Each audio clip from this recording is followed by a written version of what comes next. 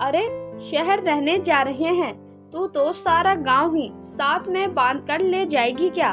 उमेश जी ने अपनी पत्नी मालती जी को सामान बांधते हुए देखा तो आश्चर्य से बोले, हाँ ले जाऊंगी। मेरे बेटे से पहली बार मिलने शहर जो जा रही हूँ, उसकी पसंद का लहू बनाए हैं, सूजी के मठरिया और आम का अचार, ये बेसन की नमकीन। वहाँ मसाले शुद्ध थोड़े ना मिलते होंगे, महीने 2 महीने के वो भी बांध लिए। ये आलू के पापड़, साथ में गांव का देसी घी। बेटे बहू है, शुद्ध खाएंगे तो स्वस्थ रहेंगे।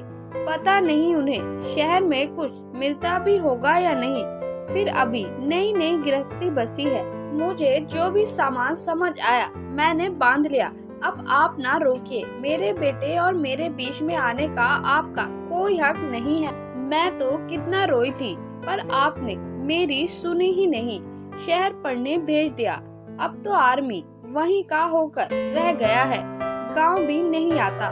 महीनों पहले ब्याह करके गया था, बहू को साथ ही ले गया। एक दिन भी मेरे पास ना छोड़ा। बेटी ना थी तो क्या, मैं बहू के लाड नहीं लड़ाती।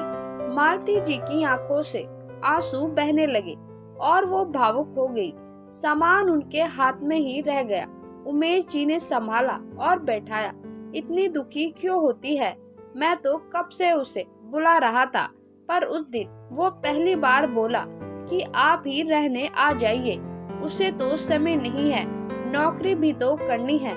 आजकल नौकरी घर परिवार रिश्तों और भावनाओं से ज्यादा जरूरी हो गई है। काम भी तो उसी से चलता है। शहर के खर्चे भी तो बहुत होते हैं। अब तू सामान बांध ले, फिर ना कहना कि कुछ छूट गया है। और हाँ, वहाँ पहनने के लिए कुछ अच्छी साड़ियाँ भी रख लेना।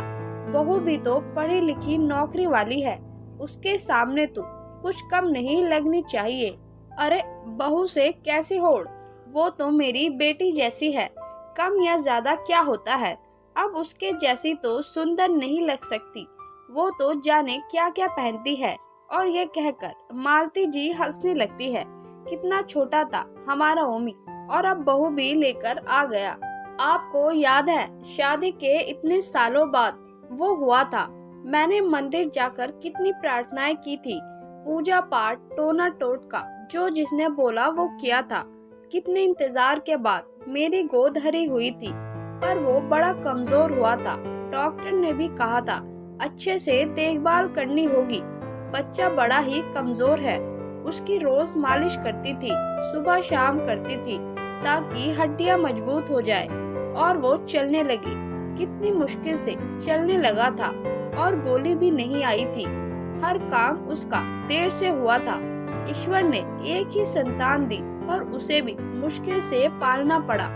ओमी बड़ा हुआ तो पढ़ने में तेज निकला, कक्षा में पहला नंबर आता था।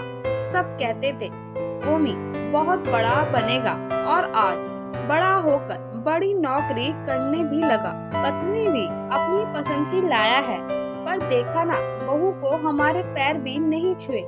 थोड़ी आजकल के जमाने की है। मुझसे तो बात भी ज्यादा नहीं हुई थी, बस हाँ में हाँ और ना में ना कर देती थी। हाँ, पर शादी के तीसरे दिन तो दोनों चले गए थे। नौकरी जो करनी थी, मन भरकर देखा भी नहीं। मैं तो काम में ही उलझी हुई थी। अब छोड़ो ना, क्या पुरानी बातों को लेकर बैठ गई। अब घर इतने दिनों बंद रहेगा तो उसे भी संभाल कर जाना है। तभी मोबाइल में घंटी बजती है। उसे सुनकर मालती जी खुश हो जाती है। सुनो जी, लगता है ओमी का फोन है। वो लपक कर उठा लेती है। हाँ बेटा, कैसा है?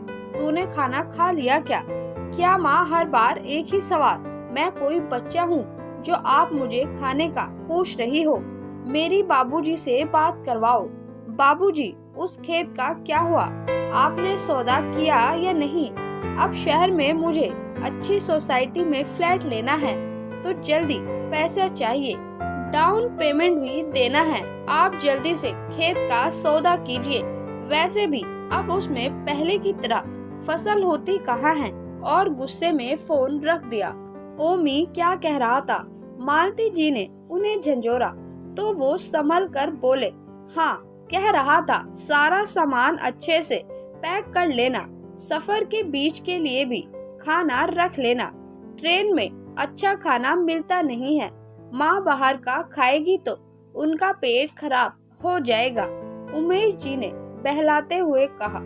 हाँ तो सही कह रहा था, मेरा बेटा है तो माँ की सेहत की चिंता तो होगी ही। अब भी मेरा ओमी कितना ध्यान रखता है। और वो काम में लग गई। उमेश जी के माथे पर चिंता की लकीरें उभर आई। जिंदगी भर खेतों में काम किया, खेतों की फसल को ही बेचकर घर चलाया था। खेतों में उनकी जान बसती थी और ओमी जिद कर रहा था कि जो भी खेत है उन्हें बेचकर पैसा उन्हें दे दे ताकि वो शहर में फ्लैट ले सके। पर ओमी ने कभी नहीं सोचा कि अगर खेत बेचकर सारे पैसे उसे दे दिए तो वो दोनों बुढ़ापे में क्या खाएंगे। अब वो खुद खेत में काम नहीं कर सकते हैं पर करवा तो सकते हैं, और अभी से बेटे बहू पर निर्भर होना उन्हें मंजूर भी नहीं था। अब वो अपना जीवन अपने हिसाब से जीना चाहते थे। खेत बेच देंगे तो घर कैसे चलेगा। भले ही ओमी कमाता हो, पर उसने आज तक अपने बाबूजी और माँ पर एक भी पैसा खर्च नहीं किया था। शहर में रहने वाले मोटे खर्चों की दुहाई देकर दिल के कितने छोटे हो जाते हैं। अपने ही माता पिता पर खर्च करने से कतराते हैं, जिनकी वजह से आज वो अपने पैरों पर खड़े हुए हैं। जब मालती जी सो रही थी तो उमेश जी ने खेत के और घर के कागज निकाले और जल्दी सुबह ही अपने एक मित्र जो वकील थे उनके पास चले गए और सारी बात उन्हें बताई। वकील ने उन्हें कुछ समझाया, कुछ लिखा पढ़ी हुई और वो घर आ गए। सुबह सुबह कहाँ चले गए थे? रंजन के घर चाय पीने गया था। तुझे तो पता है उससे मिले बिना मैं कहीं बाहर नहीं जाता हूँ। अब 1 महीने के लिए जा रहे हैं तो घर खेत भी तो किसी को संभाल कर जाने पड़ेंगे। ऐसे कैसे सामान उठाया और चल दिए। अब जल्दी से तैयार हो जाओ, मैंने रास्ते भर का खाना बांध लिया है। आपकी वजह से देर हो गई तो फिर माफ ना करूँगी। मालती जी बनावटी गुस्से में बोली। अरे वो तो ठीक है, पर बहू के सामने मुझे हुक्म मत देना, ना ही डांटना, वरना वो भी मेरी इज्जत ना करेगी। ऐसे कैसे ना करेगी? जो मेरे पति की इज्जत ना करेगी उससे मेरा भी कोई वास्ता ना होगा, चाहे वो मेरी बहू हो या बेटा। मेरे लिए तो आप ही पहले रहोगे। मालती जी ने कहा। देखो अपनी बात पर कायम रहना, समय आने पर पलट मत जाना। उमेश जी ने गंभीर होते हुए कहा। उनके चेहरे के भाव पढ़कर मालती जी बोली। आप ऐसा क्यों कह रहे हैं? आपके और ओमी के बीच में कुछ हुआ है क्या? कुछ नहीं हुआ, मैं तो मजाक कर रहा था। अब ऐसी स्थिति का कुछ पता नहीं, इस जमाने में कब किसके साथ क्या हो जाए। आपकी यही पहेलियां डरा देती है। कभी तो कहते हो मजाक कर रहा था, कभी गंभीर हो जाते हो। और मालती जी सामान बाहर रखने लगी। उमेश जी हाथ से सामान लेते हुए बोले। बेटे से मिलने की बड़ी खुशी हो रही है। इतना वजन उठाओगी तो इस बुढ़ापे में हड्डियां बोलने लगेगी। बूढ़े होंगे आप, मैं तो अभी भी जवान हूँ। मेरे बाल और रूप में कोई कमी नहीं आई है। और दोनों हंसने लगे। सभी पड़ोसियों को बताकर, सबसे मिलकर दोनों गांव के स्टेशन से शहर की ट्रेन में चढ़ गए। लंबा सफर था, 20 घंटे की थकाने वाली यात्रा करके दोनों शहर के स्टेशन पर पहुंच गए। मालती जी की नजरें बेटे को ढूंढ रही थी। ओमी लेने नहीं आया। मुझे तो लगा दोनों बेटे बहू स्टेशन पर मिलेंगे। आज तो रविवार है, उनका ऑफिस भी नहीं है। सामान एक तरफ रखकर उमेश जी ने मालती जी को बैठाया, फिर अपने बेटों को फोन लगाया। ओमी बेटा, क्या बाबूजी संडे है, चैन से सो भी नहीं सकता क्या? आपकी बहू भी देर रात तक काम करती है, आपने तो उसकी भी नींद खराब कर दी। आपको तो नींद इस उम्र में आती नहीं है, पर हमें तो आती है। कोई भी काम था तो देर से फोन कर देते। और बाबूजी, आपने खेत बेचे या नहीं? मुझे घर लेना है। और इधर दलाल ने एक लगा रखी है। आपको तो हमारी जरा भी चिंता नहीं है। कब से कह रहे हैं खेत बेच दो तो मैं घर ले लूंगा। अब अपनी पत्नी को कब तक किराए के घर में रखूंगा? इतनी जायदाद रखी है, क्या छाती पर लेकर जाओगे? वैसे भी इकलौती संतान हूँ, अभी दे दो, बाद में भी तो सब कुछ मेरा होगा।